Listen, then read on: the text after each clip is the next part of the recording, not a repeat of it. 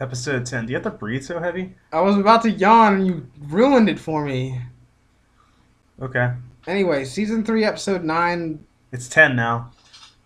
Alright, season 3, episode 10 with 5 minutes with Jimmy and It's a Hobo minute. Vince.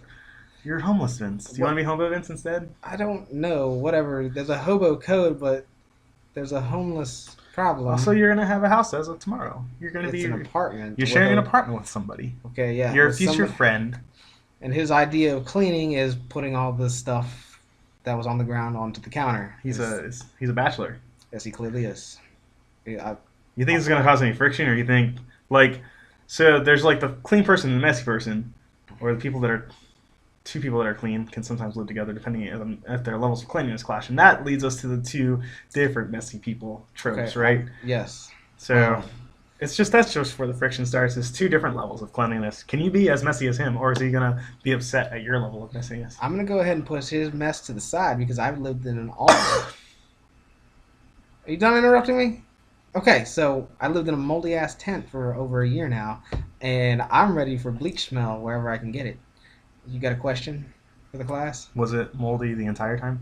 No, every time it flippin' rained or got kind of moist over the spring and the summer. I have another question from the guy in the front. You can finish your thought. I just want to be recognized. No, that's the end of it.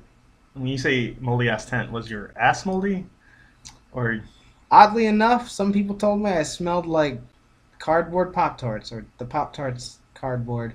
I don't know what that smells like, but that's what I've been told. And I smell like orange peels. And other wait, one people, of those smells better than the other? yes, it does. Well, apparently I smelled like a lot of different things going over to people's houses. So, if you were one of those individuals, thanks for letting me know.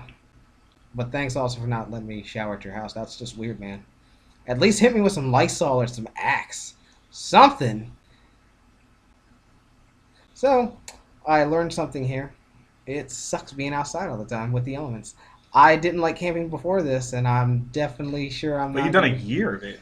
Wait, two Yeah, years? No. no. Hold on. I was at the Timeline. shelter for 8 months, and then I was at this tent for 13 months. So, What was it like not having an address?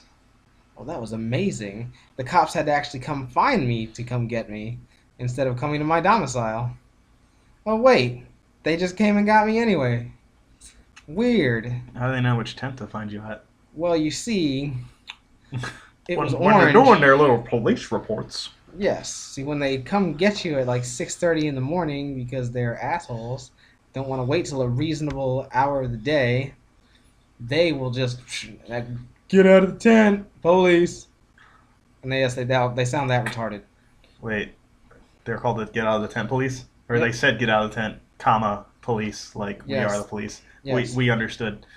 Yes. And women cops are worse than guy cops. It's like they have something to prove.